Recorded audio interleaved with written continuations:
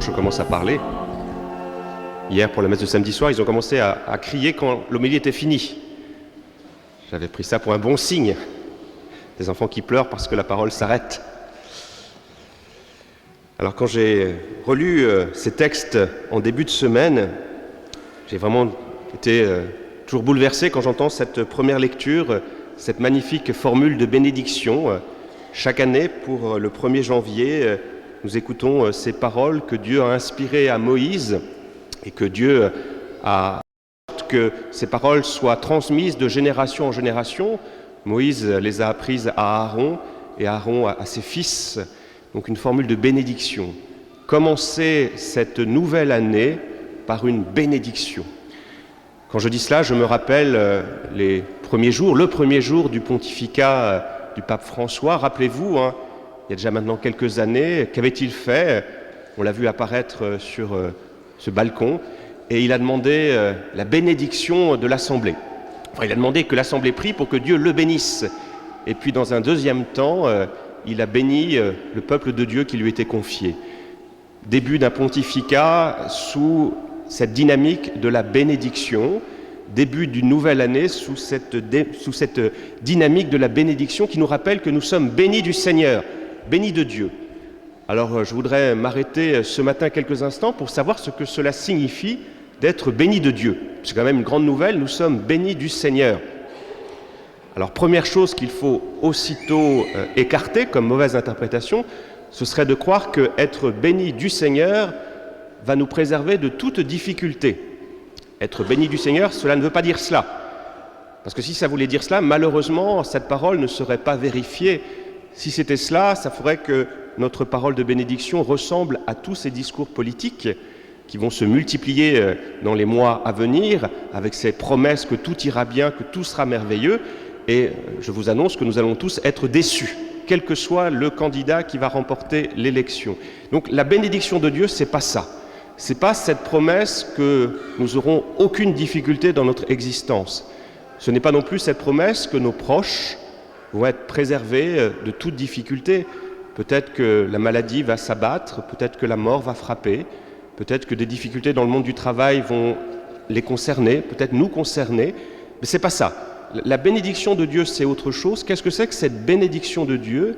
C'est cette promesse que le Seigneur nous fait aujourd'hui, que quelles que soient les situations que nous allons traverser, bonnes ou mauvaises, eh bien Dieu sera toujours présent à nos côtés. Quand le pape Benoît XVI commentait cette page d'évangile, il parlait d'une bénédiction lumineuse. Que le Seigneur fasse briller sur toi son visage, que le Seigneur tourne vers toi son visage, qu'il t'apporte la paix. Ce visage lumineux de Dieu, eh bien, il va se pencher sur nous et vous voyez, il va y avoir un cône de lumière qui va apparaître et qui va éclairer notre chemin. Ce qui fait que si nous prenons en compte cette formule de bénédiction, nous avons cette promesse que quelles que soient les circonstances de notre vie, eh bien, nous serons toujours sur cette protection de la lumière du Seigneur. Une protection qui nous dira « Je suis avec toi ». Dans le combat que tu vas mener, dans les joies que tu vivras, eh bien, je serai là. C'est une lumière qui peut être fragile. Moi, quand j'étais à Tours, j'aimais beaucoup aller au musée des Beaux-Arts et rester de longues minutes devant une très belle peinture de Rembrandt. C'est une fuite en Égypte. C'est tout petit comme peinture. C'est le chef-d'œuvre du musée de Tours.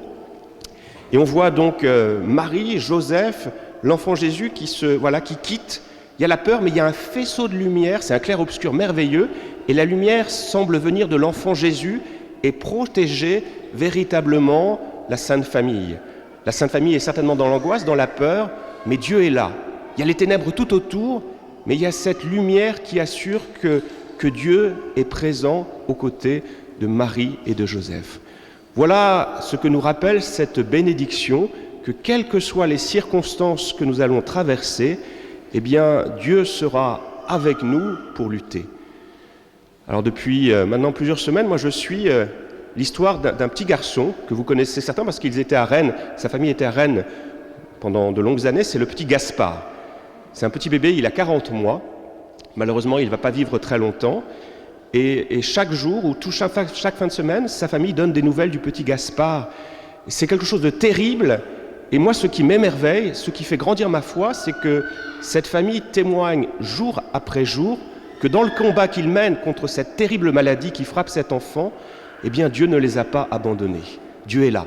Dieu lutte avec eux pour faire en sorte que ces quelques jours que Gaspard va vivre sur terre, ce seront peu nombreux, eh bien ce soient des jours pleins d'espérance, pleins de cette présence du Seigneur, pleins de cet amour de sa famille qui est là, qui veille, et cette communication d'amour entre cet enfant qui devrait être mort depuis longtemps et qui est toujours là parce qu'il est porté par l'amour de ses parents, par l'amour de toute une communauté qui prie pour lui, et c'est merveilleux. Dieu est là, Dieu n'a pas abandonné cette famille et lutte pour que chaque instant soit un instant d'éternité. Je lisais leur message de Noël où le petit Gaspard a eu la grâce de vivre un Noël apaisé. Et sa famille a vécu chaque instant de ce Noël comme un moment d'éternité, comme un moment où Dieu était là. Vous voyez, la bénédiction de Dieu, c'est cela. C'est cette promesse que nous fait le Seigneur qu'il ne va pas nous abandonner. Et qu'est-ce que ça change? Quand on sait que nous sommes bénis du Seigneur, que nous avons la bénédiction de Dieu à nos côtés, ça nous donne une force extraordinaire. Si nous sommes certains que la lumière du Seigneur va nous protéger, ce sera une lumière très faible certainement, mais qu'elle sera là, eh bien, nous pouvons nous lancer dans cette nouvelle année avec le cœur plus léger. On sait qu'une chose, on sait que quel que soit ce qui nous attend, eh bien, Dieu sera présent à nos côtés. Les craintes qui peuvent nous animer, des craintes parfois légitimes, eh bien, si nous entendons cette formule de bénédiction, si nous posons cet acte de foi de dire « Oui, je crois que je suis béni du Seigneur », eh bien, j'ai cette certitude que je peux m'élancer vers 2017 avec ce cœur plus fort, plus léger, en disant « Le Seigneur sera à mes côtés ». Quelle est la meilleure manière de trouver les forces ainsi de s'élancer? Eh bien, en nous mettant à l'école de la Vierge Marie. Que nous dit notre texte? Eh bien, notre texte nous dit que la Vierge Marie vient de donner naissance à l'enfant de la crèche. Elle contemple les bergers et elle médite tout ce qu'elle a vécu dans son cœur. Qu'est-ce que ça veut dire? Et je crois que c'est une belle invitation que nous pouvons faire nôtre en ce début d'année, c'est nous arrêter quelques instants, nous retourner et méditer dans notre cœur tout ce que nous avons vécu cette année à l'école de la Vierge Marie. Retrouvons Marie à la crèche. Elle est là, elle médite tous ces instants, tous ces moments qu'elle a vécus, des moments ô combien difficiles. Elle doit certainement avoir à l'esprit la visite de l'ange qui lui annonce la naissance du Sauveur. Pour elle, dans un premier temps, c'est une annonce terrible qui signifie certainement la mort, l'exclusion. Et donc certainement, Marie doit avoir à l'esprit cette angoisse qui l'a frappée. Et puis elle doit se rappeler que quelques instants après cette angoisse, une paix profonde est venue en elle, cette paix du Seigneur qui lui disait « N'aie pas peur, n'aie pas peur. Cette nouvelle que je t'annonce est une grande nouvelle. Un fils, un sauveur va nous être donné. » Et par-delà cette angoisse, vient la paix, vient la joie, cette joie profonde qui l'anime. Et donc certainement, Marie doit avoir dans son cœur ce changement qu'elle a rencontré. Elle doit aussi avoir dans son cœur l'inquiétude qui a été la sienne lorsqu'elle allait donner naissance au Sauveur. Elle frappe d'une maison dans les salles communes pour pouvoir donner naissance à cet enfant. Et à chaque fois, les portes se ferment en disant « Il n'y a plus de place, allez-vous-en ». Et donc certainement, Marie doit avoir à l'esprit ces moments d'inquiétude, des moments d'angoisse. Et au même moment, elle doit certainement avoir aussi à l'esprit cette figure de Joseph à ses côtés. Joseph qui doit dire à Marie « T'inquiète pas, on te ferme les portes, mais moi je suis là. Appuie-toi sur moi. Et on va avancer et on va trouver ce lieu qui pourra enfin nous accueillir. » Voyez comment le Seigneur a mis sur la route de Marie Joseph. Ce roc sur lequel Marie va pouvoir avancer. Si je reviens à cette magnifique peinture de Rembrandt, Marie est vraiment portée par Joseph qui est à ses côtés, qui est vraiment ce roc sur lequel Marie peut s'appuyer. Voyez la gloire du Seigneur qui est là, une lumière légère, mais qui assure à Marie que oui, Dieu a été présent à mes côtés. Et comment Dieu a été présent aux côtés de Marie? Eh bien par ces bergers qui sont là, par ces bergers qui manifestent que Marie n'est pas seule. Voyez, la bénédiction du Seigneur, c'est cela. C'est cette certitude que nous pouvons faire nôtre, que le Seigneur sera là à nos côtés, qu'il nous fera rencontrer les personnes qu'il nous faut, qu'il nous fera entendre ces paroles de bénédiction, ces paroles de consolation dont nous aurons besoin le moment venu. On ne peut pas prévoir aujourd'hui ce qu'il va nous donner, mais la seule chose que nous pouvons prévoir, si nous avons cette foi, si nous faisons cette confiance au Seigneur, si nous posons cet acte de foi, c'est que le Seigneur sera là à nos côtés tout au long de cette année.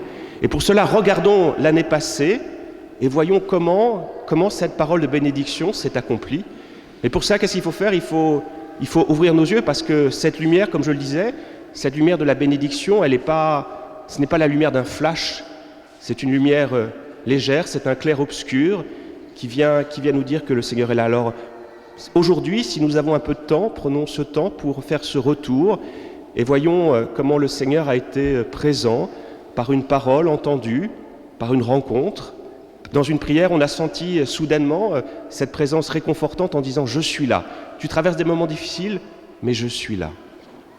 Alors pour conclure, voilà, nous nous sommes tournés vers cette année écoulée et nous nous tournons maintenant vers l'année qui vient. Alors souvent, en chaque nouvelle année, on est invité à prendre de bonnes résolutions. J'écoutais avant-hier une belle homélie d'un prêtre québécois qui disait que finalement, ce n'est pas forcément une bonne chose de prendre des résolutions pour 2 raisons. La première, c'est que les résolutions, elles nous tournent toujours vers nous-mêmes. Elles ne nous ouvrent pas aux autres. Et puis la deuxième raison, c'est que souvent les résolutions, nous ne les tenons pas. Je pourrais prendre comme résolution, ça ferait plaisir à Christophe de faire des homélies plus courtes, mais voilà, je vais essayer, mais j'y arrive pas. Chaque dimanche, je me dis, aujourd'hui, je serai court. Et plus je me dis ça, plus mes homélies sont longues. Donc j'ai arrêté de prendre cette résolution. Donc ce que dit ce prêtre, c'est arrêtons de prendre des résolutions que nous ne tenons pas, mais plutôt que de prendre des résolutions, et ce qu'il nous propose, c'est de demander au Seigneur une grâce pour cette année. Quelle est la différence entre la résolution et la grâce ? C'est demander une grâce au Seigneur, c'est demander quelque chose qui nous échappe. Il y a quelque chose vraiment auquel on est profondément attaché, mais on sait très bien que par nos propres forces, on ne pourra pas l'obtenir. Donc, demander une grâce au Seigneur, c'est un acte d'espérance, un acte de foi en disant, voilà, il y a telle chose, j'en ai vraiment absolument besoin dans ma vie de foi, dans ma vie quotidienne. Mais je sais que moi, je suis bien incapable de m'offrir cela. Il n'y a que toi qui peux me donner cela. Et donc, jour après jour, vous vous tournez vers le Seigneur pour lui dire, je veux cela, encore et encore. Et le Seigneur, parfois, il est un peu dur d'oreille, il aime qu'on insiste. Et jour après jour, je lui demande. Et ce qui est merveilleux, c'est que si je fais cela, je vais être invité déjà à avoir une régularité dans ma prière, dans ma demande, mais aussi je vais être invité à contempler mon existence, à regarder comment le Seigneur va répondre à ma demande. Parce qu'il répond à nos demandes, mais il ne répond pas toujours comme nous l'aurions souhaité, il nous répond différemment. Donc si je prends au sérieux cette demande de grâce, eh bien, je vais être vigilant dans ma vie de tous les jours pour voir comment le Seigneur m'a rejoint, comment le Seigneur m'a répondu. Et ça change tout. Ça change tout. Ça, vous voyez, ça ouvre notre cœur, ça ouvre nos yeux, ça ouvre nos oreilles pour que nous puissions nous mettre à l'écoute de ce Dieu qui veut véritablement notre bonheur, notre joie, qui nous dit qu'il ne va pas nous abandonner.